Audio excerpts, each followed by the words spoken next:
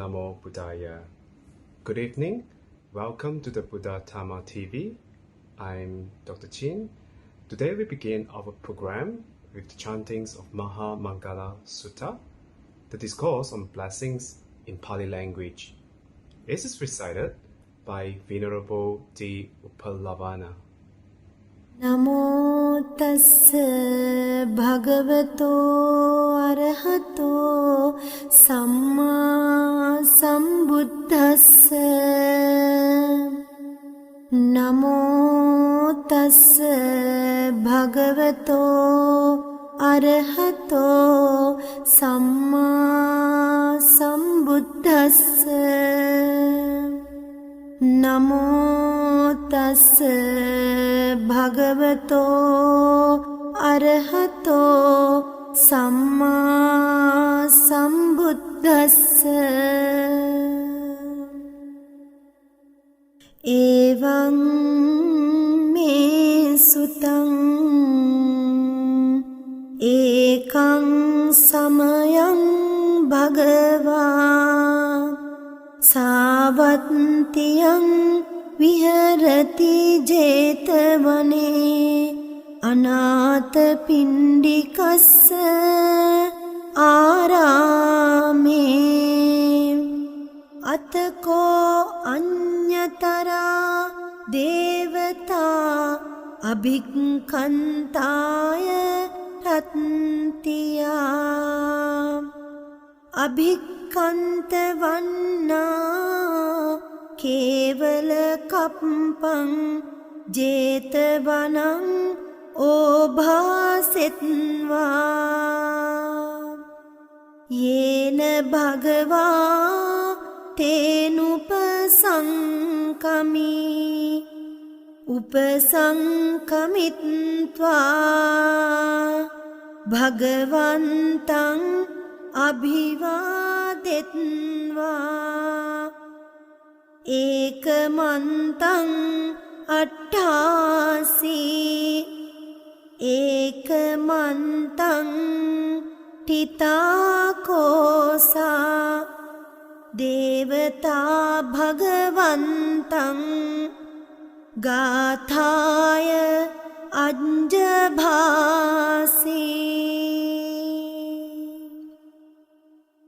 bahudeva manussaca mangalani acintayum akankamana sottanam bruhi mangala uttamam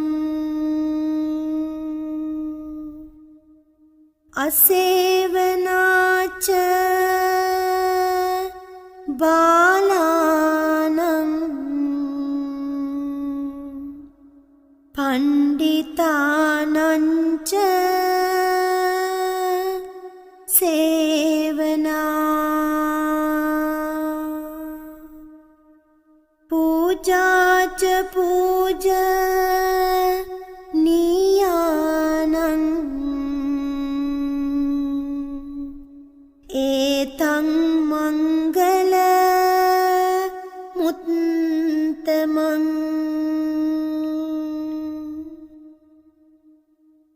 patirupadesa vasoca pubbeca kata punyata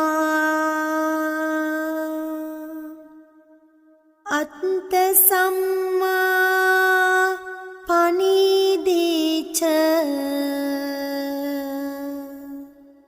etaṁ mangala muttamaṁ bahu satcanca sippanca vinayo cha susikkhiतो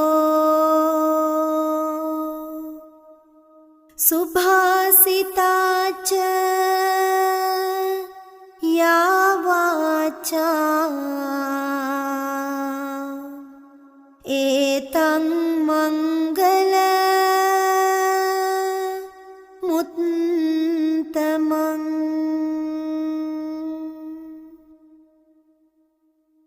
mata pitu upattanang putta dharassa sangho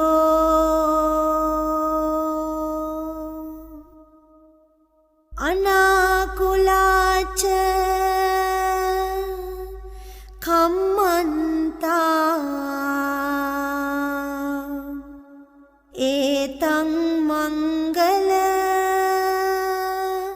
muttamang danancha dhammacariyacha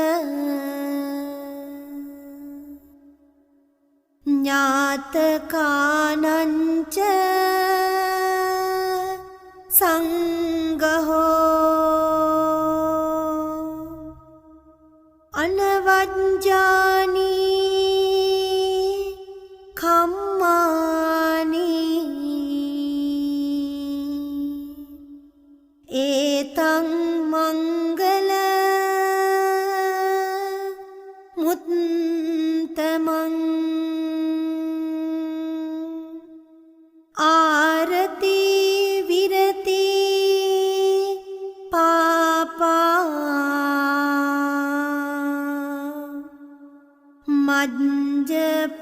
මජ්ජපානාච සංයමෝ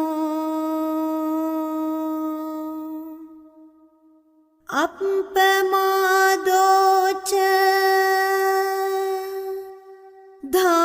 ධම්මේසු ඒතං මංගල මුත්තමං ගාරවෝච නිවාතෝච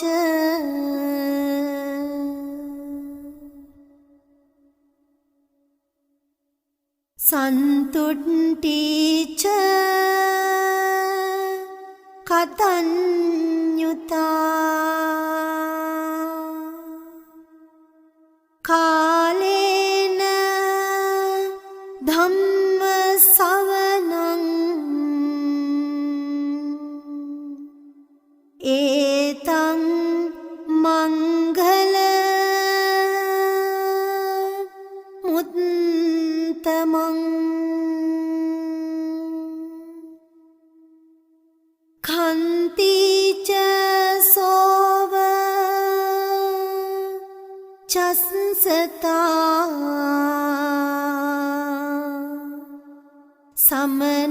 samanānañca dasanam kālena dhamma sākaccā ඒතං මංගල මුත්තමං තපෝච බ්‍රහ්ම චරියංච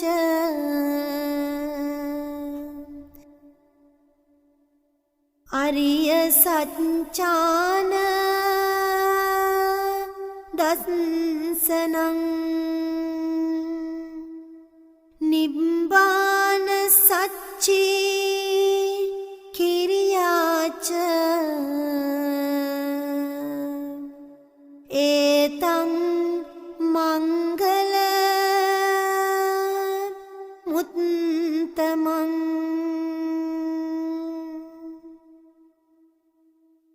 පුට්ටස්ස ලෝක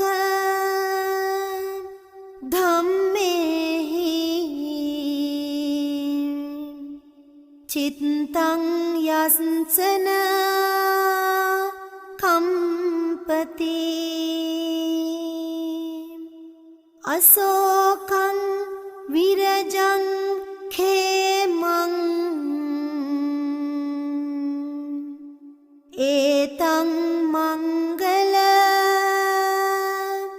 muttamang eta disani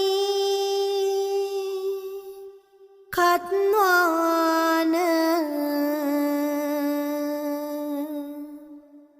සම්බත්තමප රාජිතා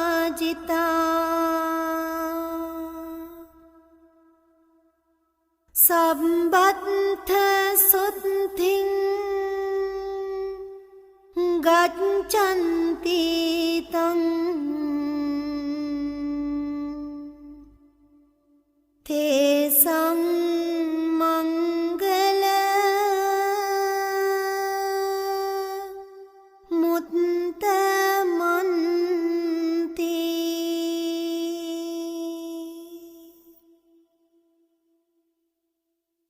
ඒතේන සච්ච වජ්ජේන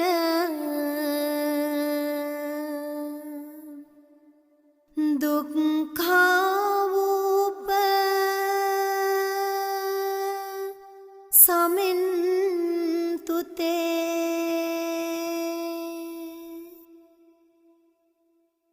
ඒතේන සච්ච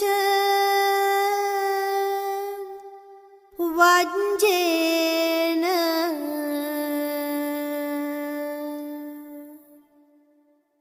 භයාවූප සමින්තුතේ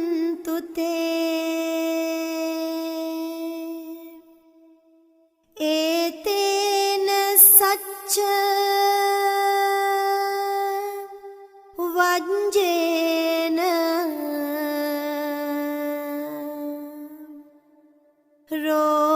රෝගාවූප සමින්තුතේ.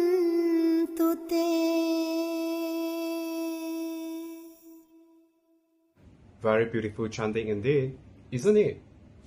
Well, let's now turn to the third part of the introduction to Buddhism by the most venerable Dr. Bhikkhu Bodhi.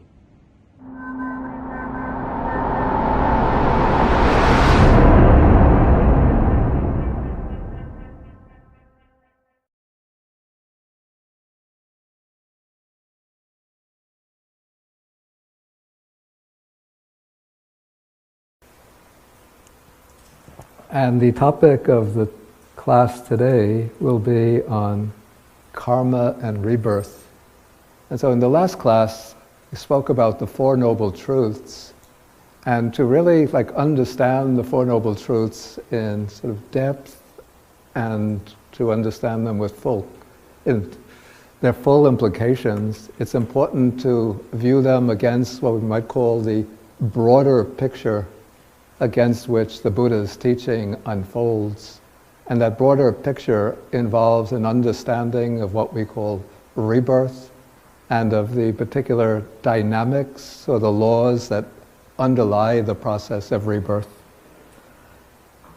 And in order to approach this question or this issue, this topic, I thought to begin by considering that there are three possible views, perhaps more, but at least three, maybe most prominent views of what happens to us at death or after death. So one of these is the view of philosophical materialism, which holds that the human person is essentially a combination of material constituents, material components, that sort of the essential factor of our existence is the physical body, which is the product of a long course of biological evolution. And the mind or consciousness is just a sort of chance byproduct of very complex interaction of material particles.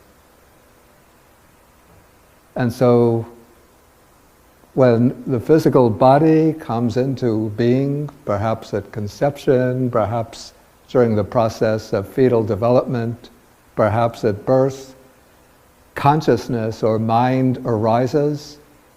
Consciousness or mind is completely dependent upon the physical organism, and mind will continue to function as long as the body is alive. And then with the death of the body, there's no longer a suitable physical organ that can support the functioning of consciousness. And so with the death of the body, consciousness comes to a complete end. Obliterated, nothing remains after death, except, we could say, the influence, the impact that the person has had on other people or other beings in their community, in their society, or their biological offspring.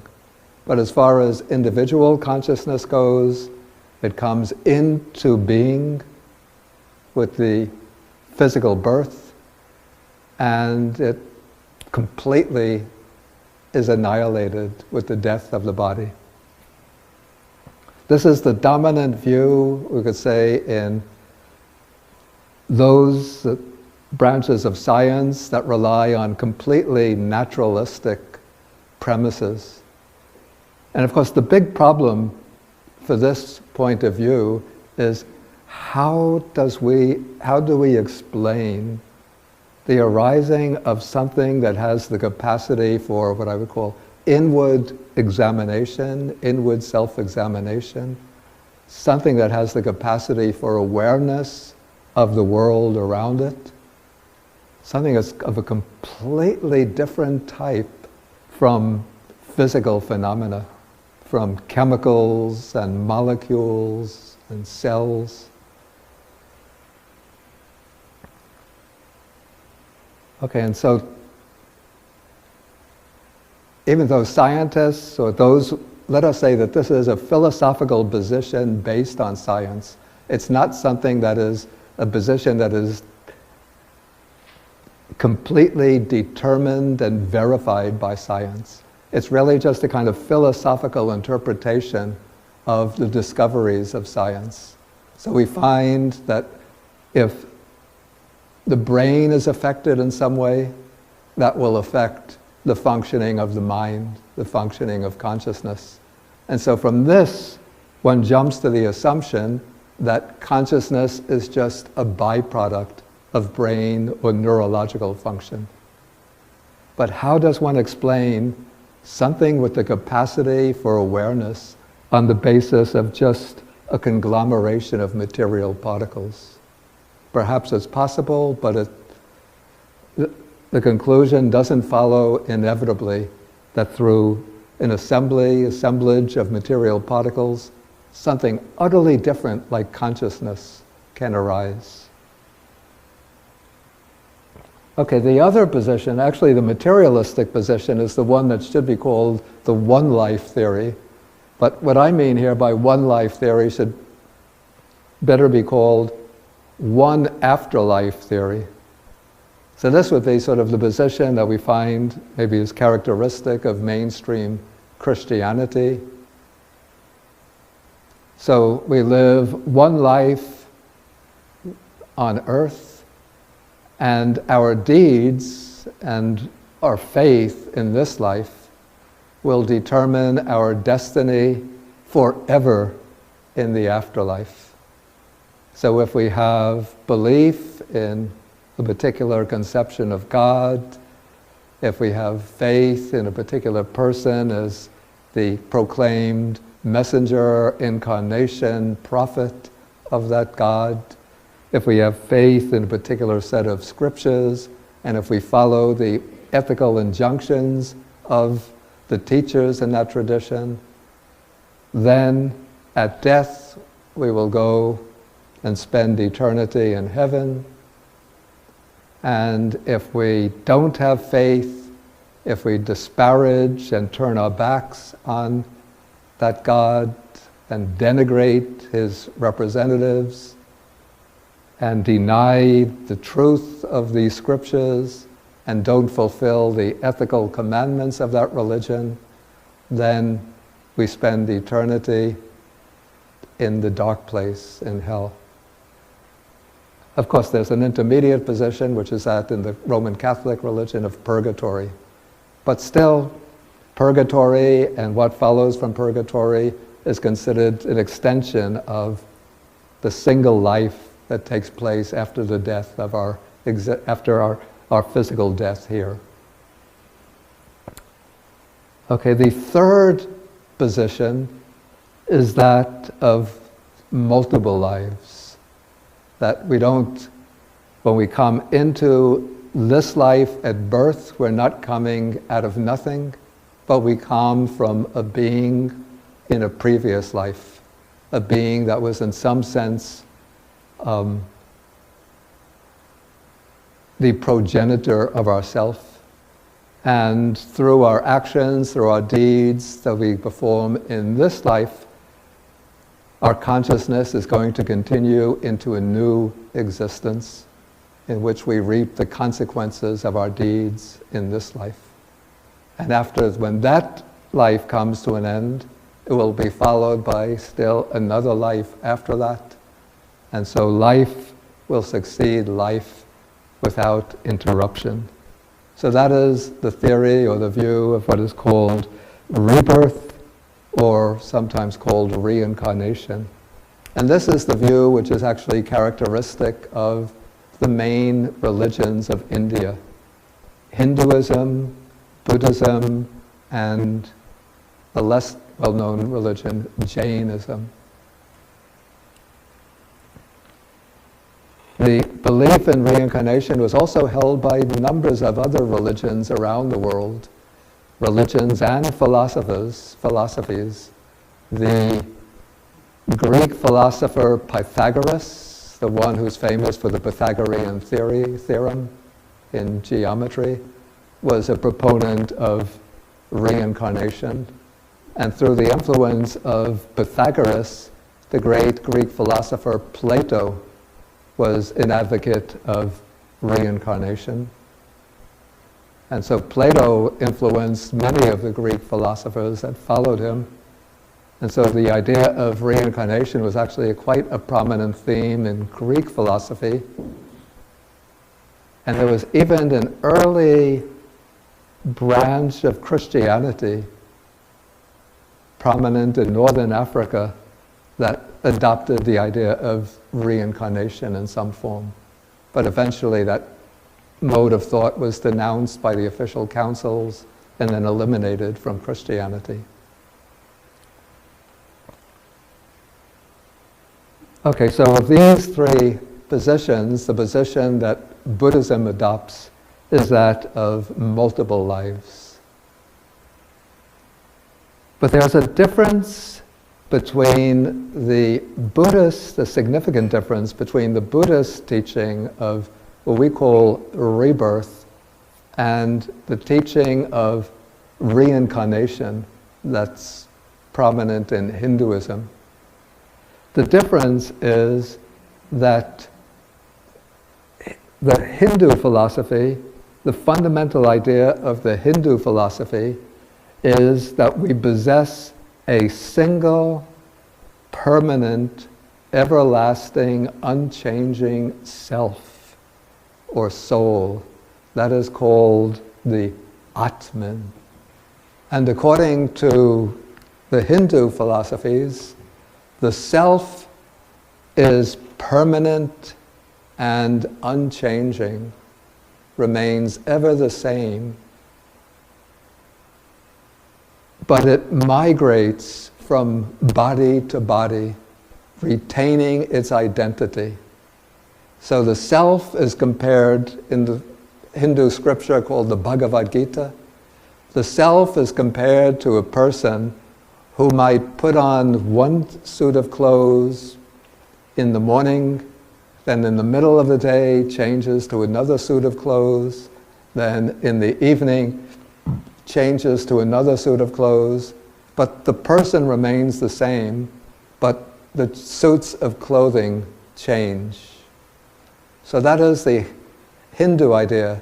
The Atman, the self, is like the person, and the bodies are like the suits of clothes, taken up, discarded, a new one taken up, discarded.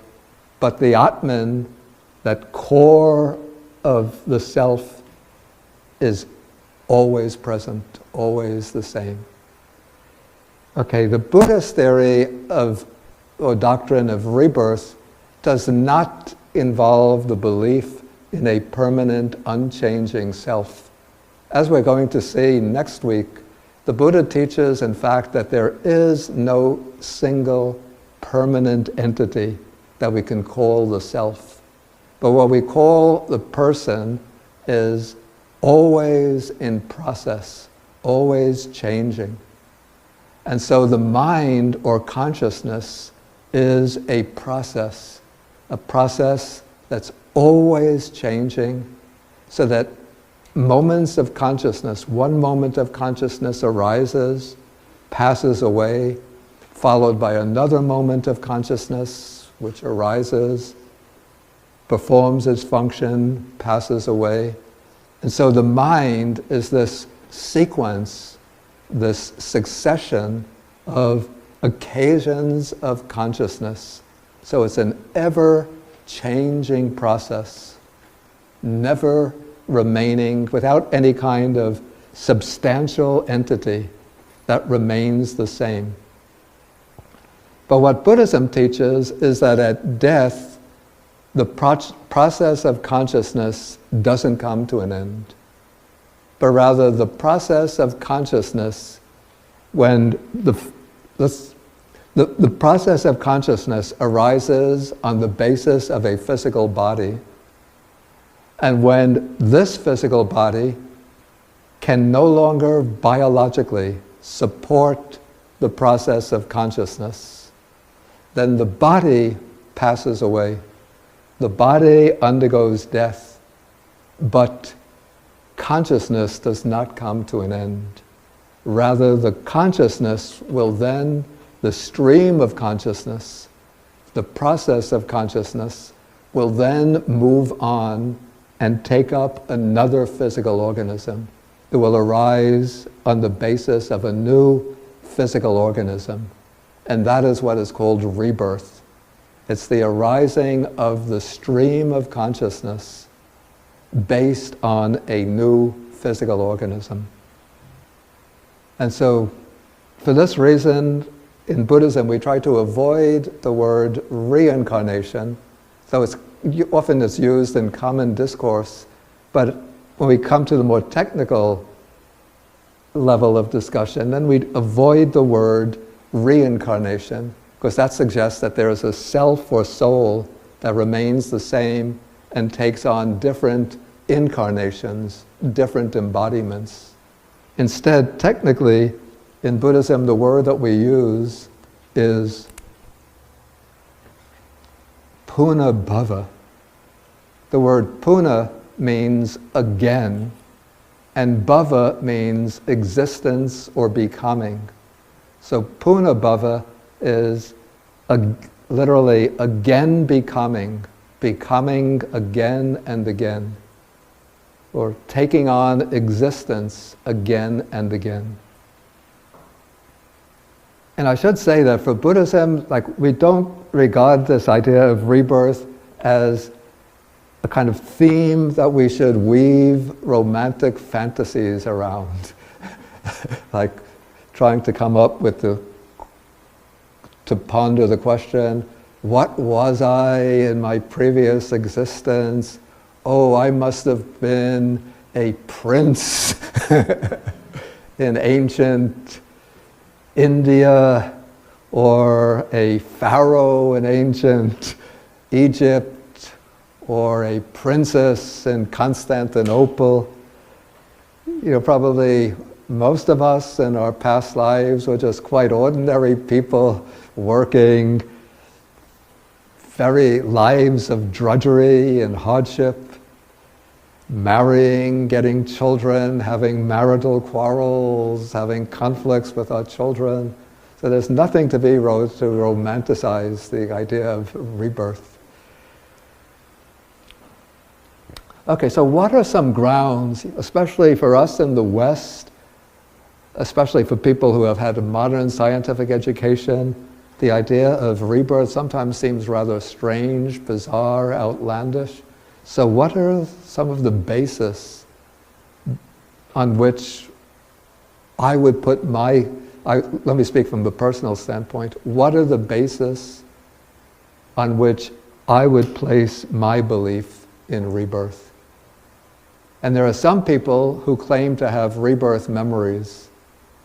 Whether those memories are true or not, that we can't say.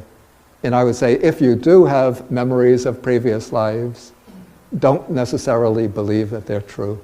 They could be products of the deep unconscious, fantasies which are sort of coming into consciousness, and then you're adopting them and thinking, I must have been this, I must have been that in my previous life. So just because you have what seem to be memories of past lives doesn't necessarily make those memories valid. Okay, so what are the bases on which I would place my trust in the idea of rebirth? First, I say one ground, is the scriptural basis. And this is the basis that the Buddha himself taught rebirth. In his account of his own enlightenment, he says that when my mind was concentrated, purified, cleansed, unblemished, rid of defilement, malleable, wieldy, steady, and attained to imperturbability, very calm, focused, unified mind, I directed it to the knowledge of the passing away and rebirth of beings.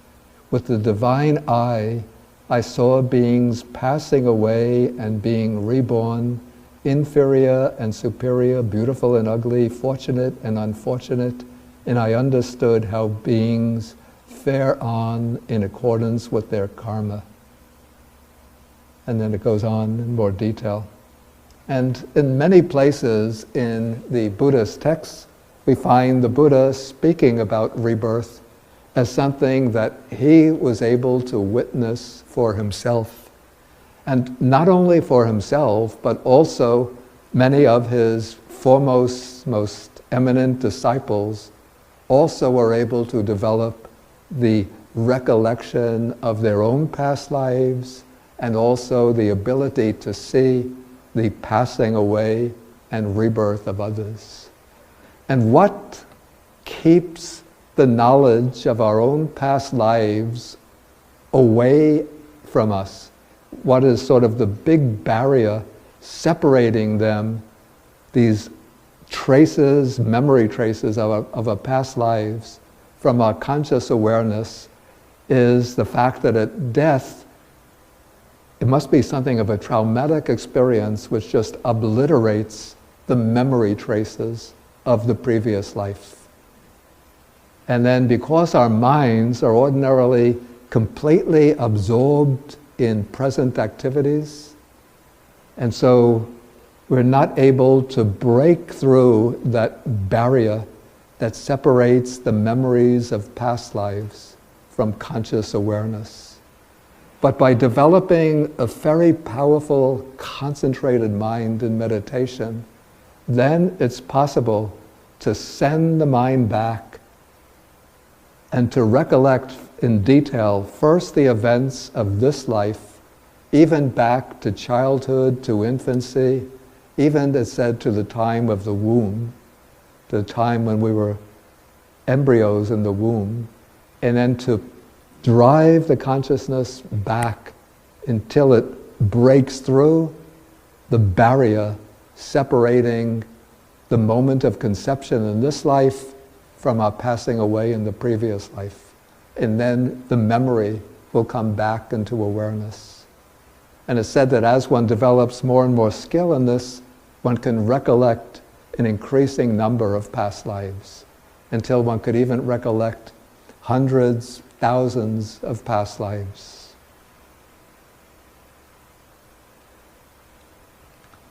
Okay, so one basis for my own trust and belief in the teaching of rebirth is the teachings that have come down in the Buddhist scriptures. And these teachings are repeated so often that we have to accept that this is what the Buddha himself actually taught. It's not some kind of stray passages that somebody else might have inserted into the Buddhist texts in order to make Buddhism seem like Hinduism, but the passages come so often that they seem to be part of the fundamental framework of the Buddha's teaching. Okay, a second ground is what I call rational ground. And this is using reason to try to give some credibility to the idea of rebirth. Though I don't think it's possible to prove the existence of past lives by the use of reason. But this is the kind of reasoning that I use to increase my confidence in the idea of past lives. Let us take, on the one hand, a person who is responsible for a lot of evil and suffering. I would take, let us say, I don't want to take the Hitler argument that's used too often, so we'll put that aside, but somebody who is the CEO of a weapons manufacturing corporation, manufacturing weapons of war in order to sell to other countries for them to conduct their wars. And as a CEO, he has a very lavish, very big salary, very lavish lifestyle, enjoys himself all of the luxuries of life based on selling weapons to poorer countries to conduct wars. On the other hand, we have, let us say, a medical doctor who's living in a Western country, and she decides to dedicate her life to join an organization like Doctors Without Borders to work in a war-torn country, even putting her own life at risk to help people whose lives are endangered by the injuries from warfare. Okay, and at a certain point, both of them die. Okay, if materialism is true, it means that death, let's say, the executive of the weapons corporation lives a very comfortable, luxurious life till the end of his normal lifespan, then he dies. The woman doctor who's working in that war-torn country is killed as a result of a missile that falls on the hospital where she's working, and she dies. Okay, if materialism is true, and it might be true, but it would mean that for both of them, at death, the destiny is the same. They're both completely snuffed out, nothing beyond the death of their body. And yet for me, I find that sort of cuts against the grain of a deep moral intuition that there has to be some kind of, call it a principle of moral equilibrium in the world, by which deeds bring about their appropriate results.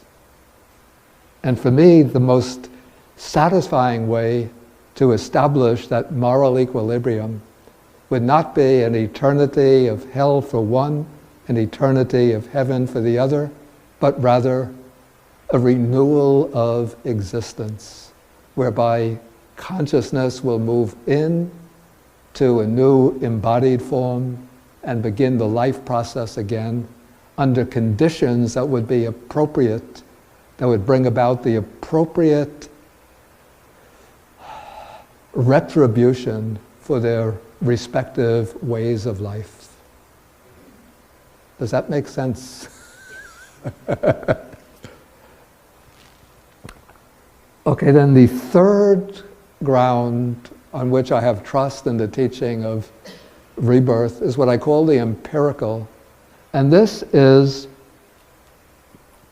evidence that has come through some investigations. There's a remarkable type of phenomena which has been actually investigated, and the cases have been recorded and compiled of children who, when they reach the age that they're able to speak, tell their parents, their biological parents, "You are not my only parents, but I used to live in such and such a town or village," and they'll say, "My parents were named so-and-so, and I had maybe 2 brothers and a sister, and we lived in a house that had let's say, a red roof," and they'll describe the conditions under which they've lived, and they'll describe the circumstances under which they died. And children who have these memories usually died, according to these cases, died prematurely in their previous life, when they were either children or teenagers. And great number of these cases have been collected and quite rigorously investigated by a man who was formerly the chairman of the Department of Medicine at the University of Virginia. His name is Ian Stevenson, and he has published a large number of books in which he's compiled these cases, which he's investigated himself. So maybe the most accessible book is called, I think it's called 20 Cases of the Reincarnation Type, or 20 Cases Suggestive of Reincarnation.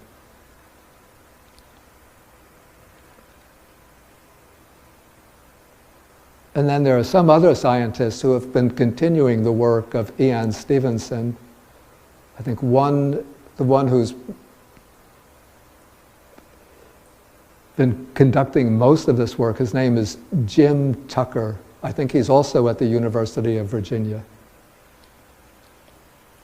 And so these cases are very, very difficult to explain in any other way except by contending that this child who's provided these details about a particular child who died earlier and who had such and such parents, lived in such and such a house, very difficult to explain these cases on any other ground, but that at least in these cases, reincarnation or rebirth has taken place.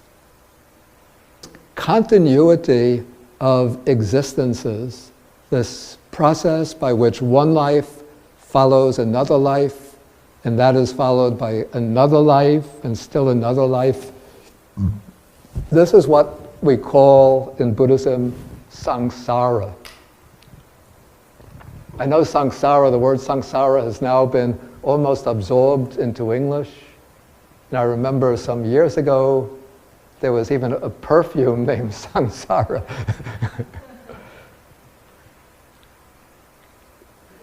But the word samsara comes from a verb. The verb is sangsarati, which means to run along, to roam on. And so samsara is the running along from birth to death, and then from death to new birth. Or it's the roaming on from life to life. And according to the Buddha, samsara is without any discoverable beginning. He says that there's no first point that can be found to this cycle of birth and death. And so here on earth, we've had living forms for so many billions of years, but Buddhism teaches that even world systems common to being, they take shape, they reach a certain point of maximum development, then they disintegrate and completely dissolve. And then out of the ruins of one world system, after some time, another world system will emerge, take shape, then eventually dissolve and disintegrate. And so in this way, world system follows world system follows world system without any beginning. And in this beginningless sequence of world systems, our own lives have been unfolding from one existence to the next existence to the next. And that is samsara. And as I explained, in the Buddhist view, there is individual identity in that the streams of consciousness are distinct. It's not just that maybe through my actions and words I influence, say, these young monks here. So when I die, maybe let's say 10 years later I'll die, maybe longer, I don't know. So the image of my face and my words and my actions, they'll remember. And so it's not the case simply that I'm being reborn because I'm influencing their thinking, their ideas. But rather the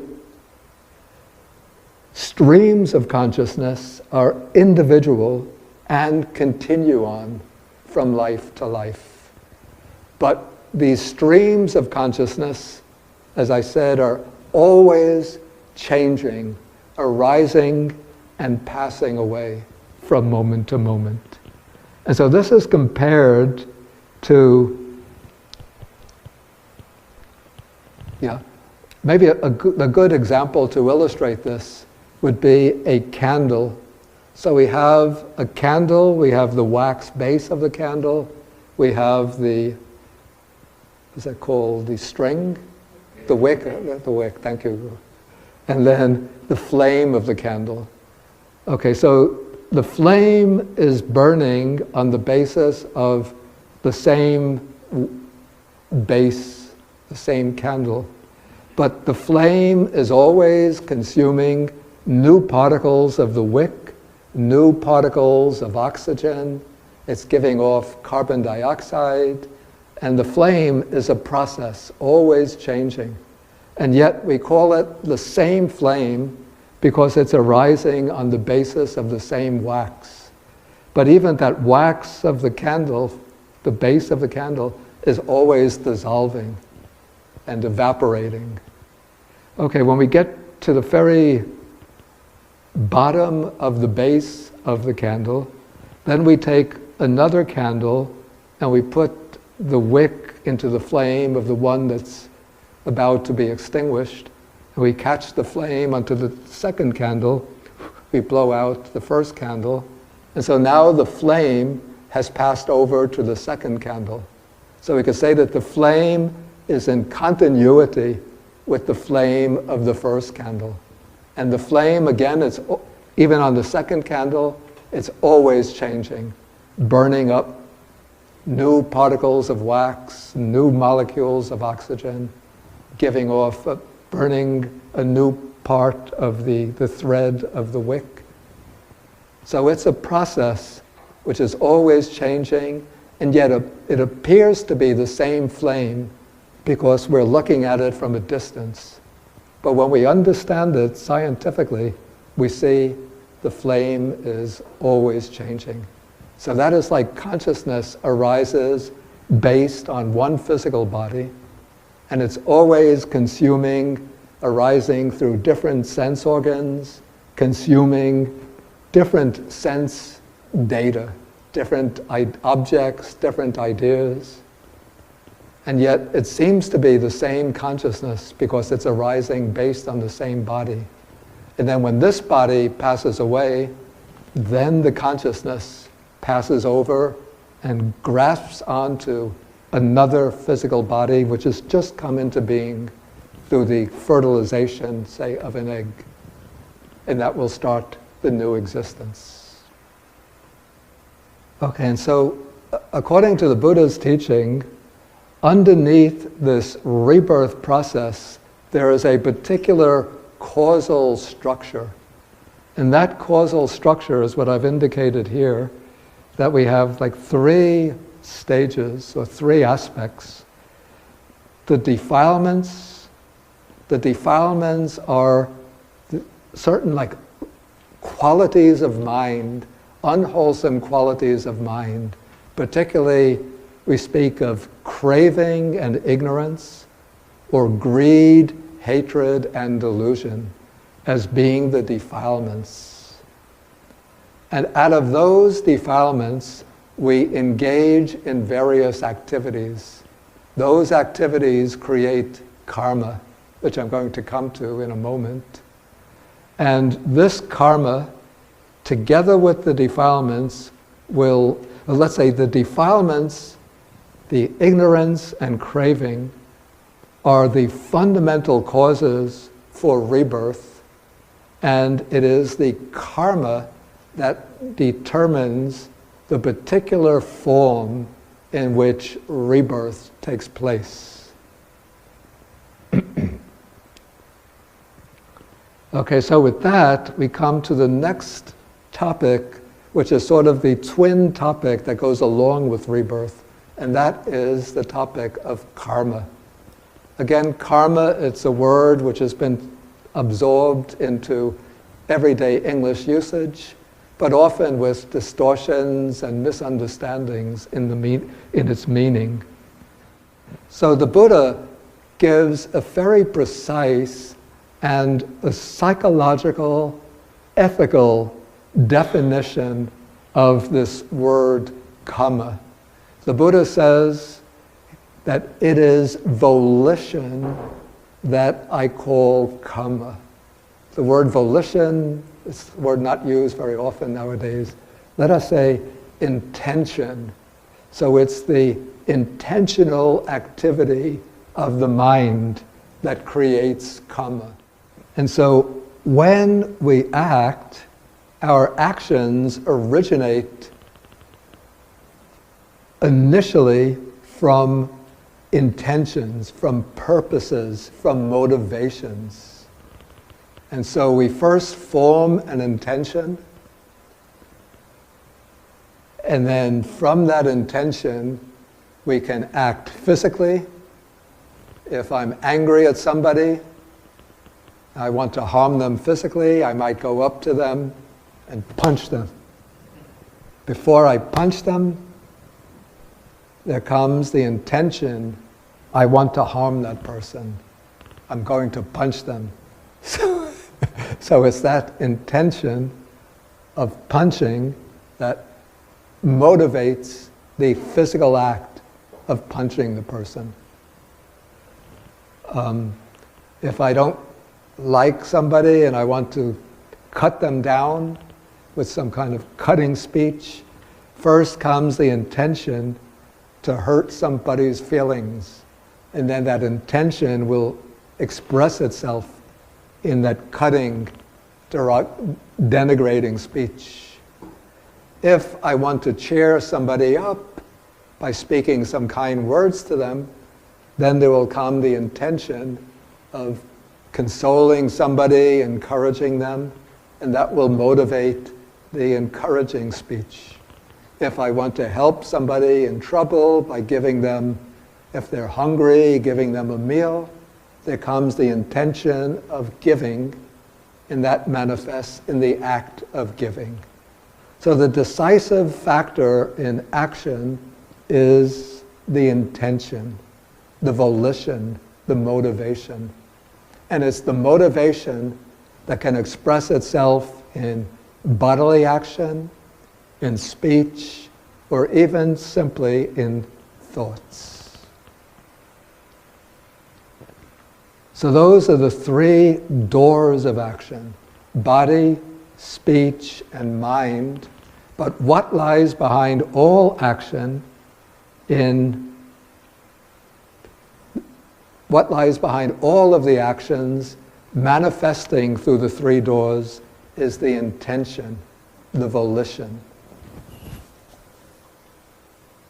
And the Buddha distinguishes karma according to its intention, according to the motivation. He distinguishes it into two broad classes, which in Pali we use the words akusala and kusala. Okay, so kusala, let's take this one first, is wholesome, skillful,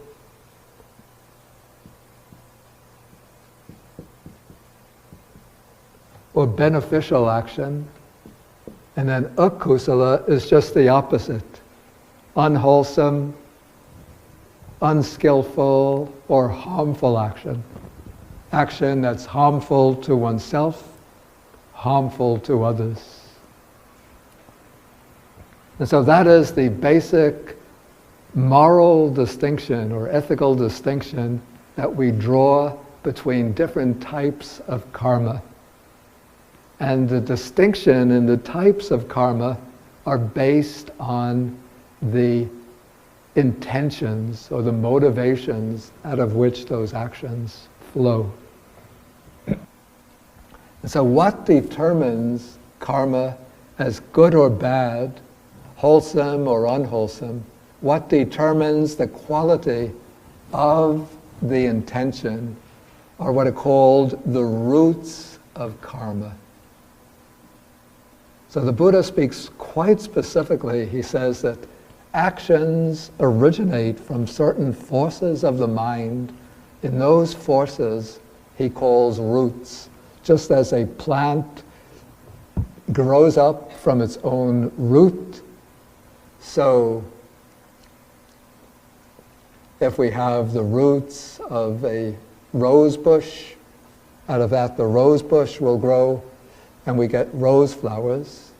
If we have the roots of a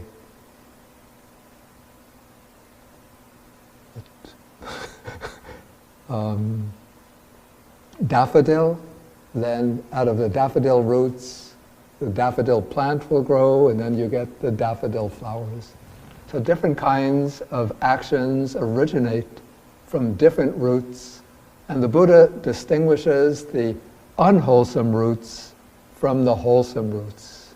So the unwholesome roots are greed, hatred, and delusion, and the wholesome roots, the good roots, are generosity, loving kindness or compassion, and wisdom.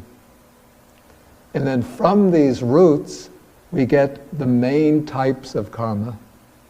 And we find in the Buddha's discourses, again and again, he mentions certain types of actions as being unwholesome and certain types of actions as being wholesome.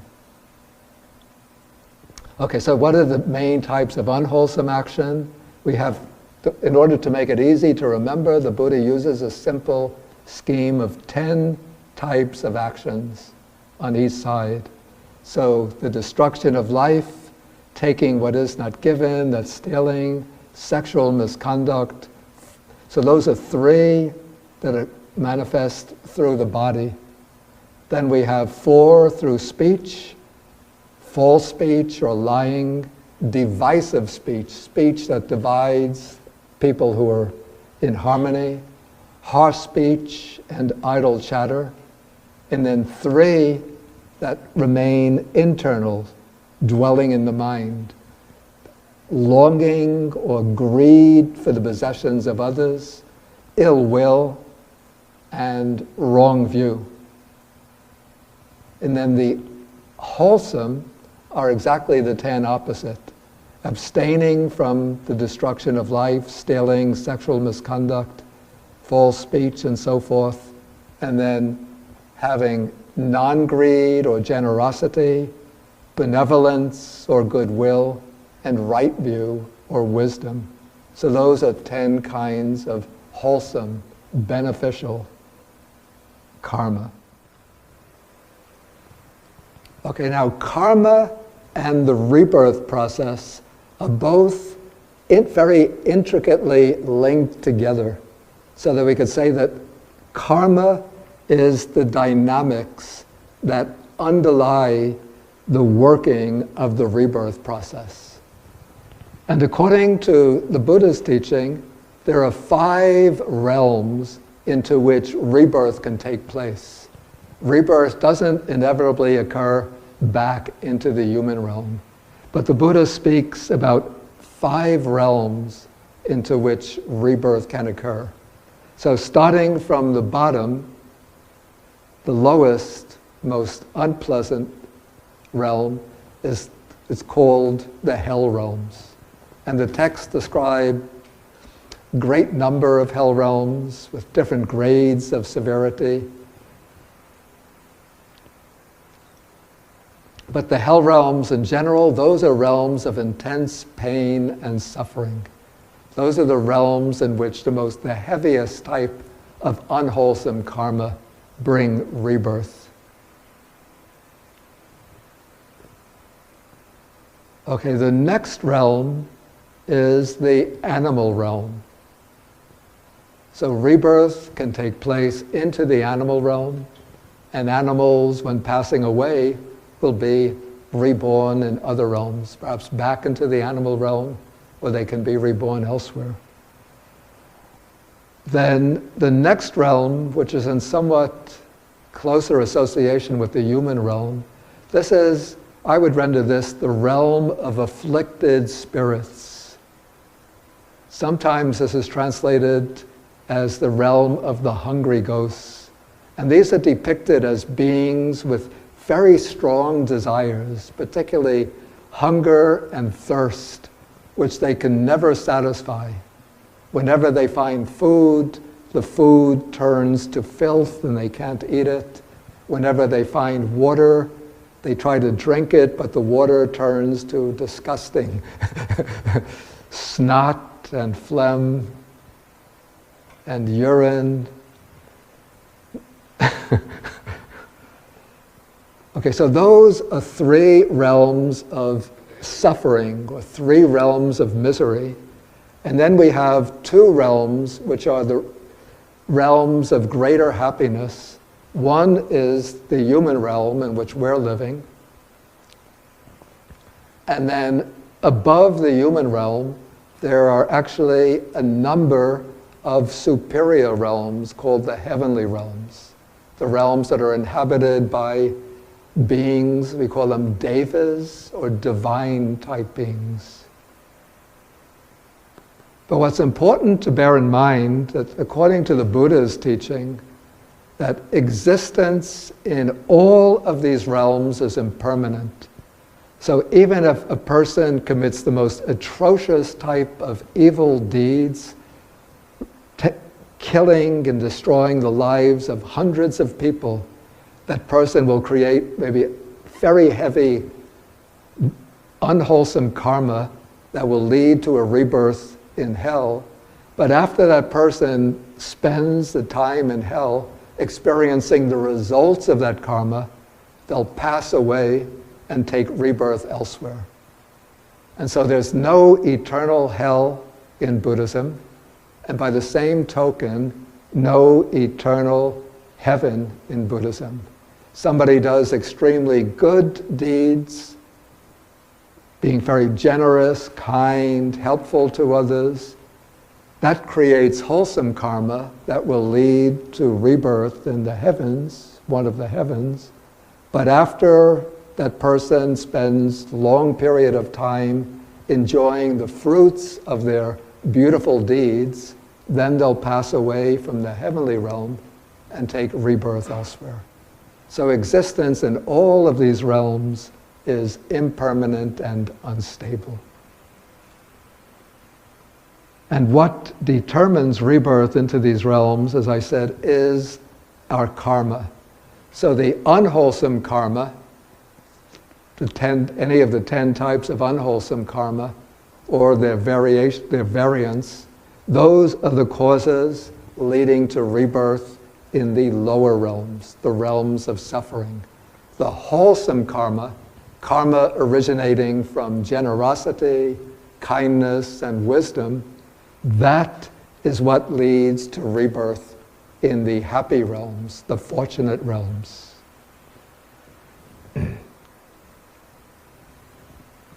But the ultimate aim for Buddhism is to break free from this entire process of birth and death. Because, as I said, existence, even in the heavenly realms, though it's desirable as a temporary resting place, but it's not the final goal because it's impermanent. So the final goal for the Buddha's teaching is to follow the path that leads to liberating wisdom. And it's through that wisdom that we break the cycle of birth and death and gain the ultimate freedom, which is liberation from birth and death. Well, here's a bit of music. That's Trick and 3 hymns by GBs.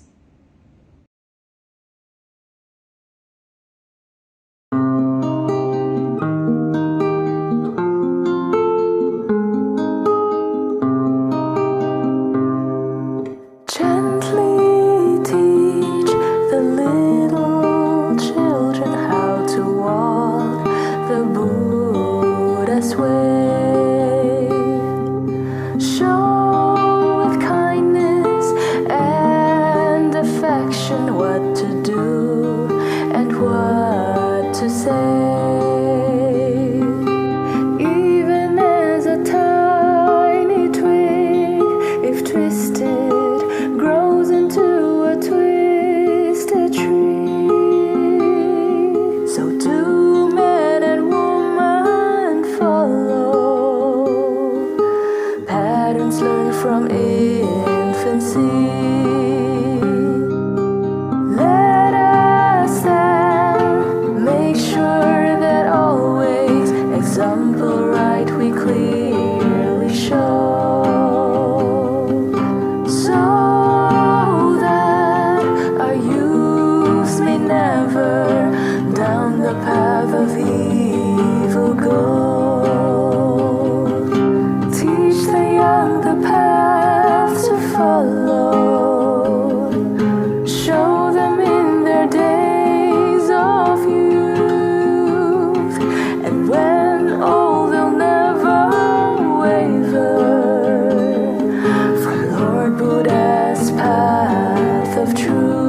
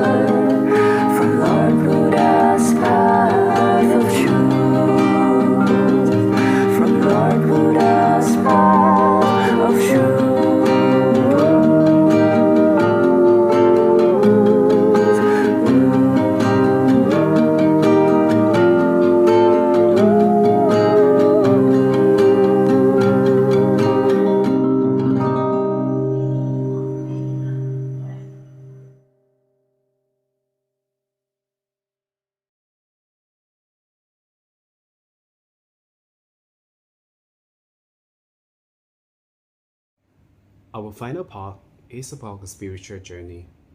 My Spiritual Journey by the Venerable Sarvati Dhammika, an Australian monk who is a well-known Buddhist writer.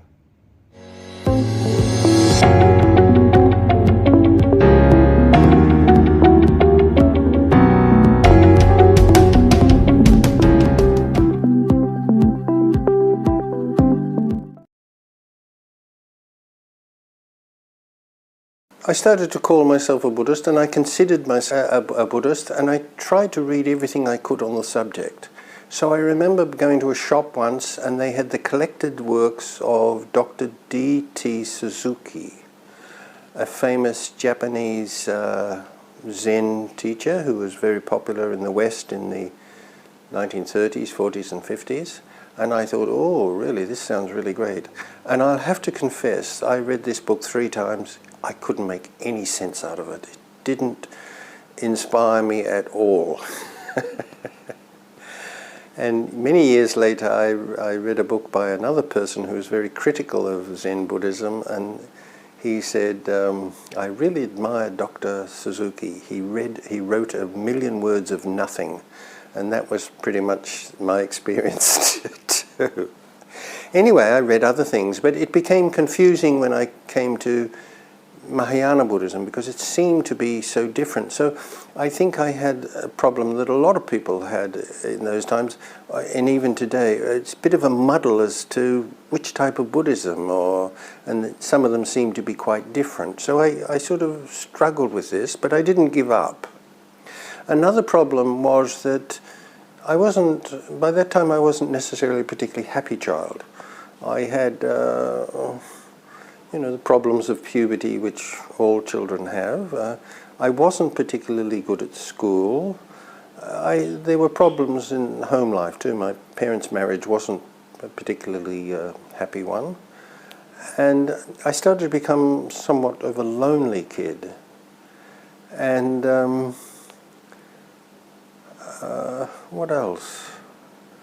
I think I was, maybe because I was a little bit lonely, I sort of tended to fantasize a lot.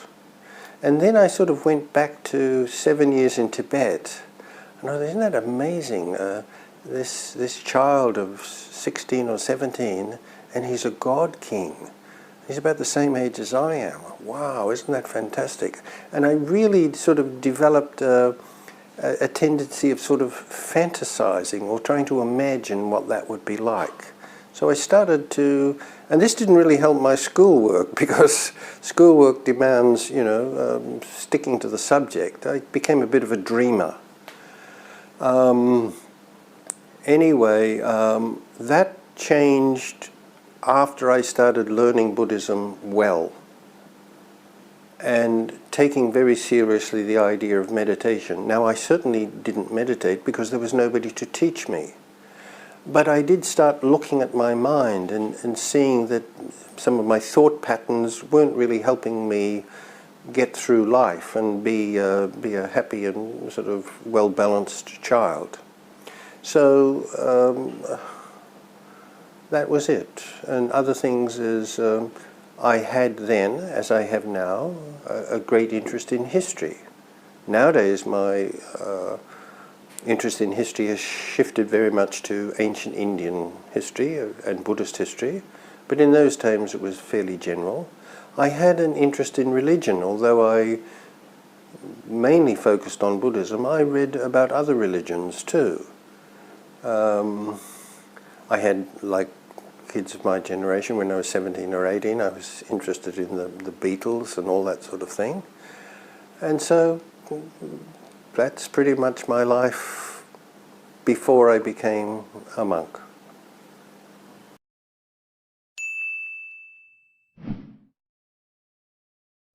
That's it for today.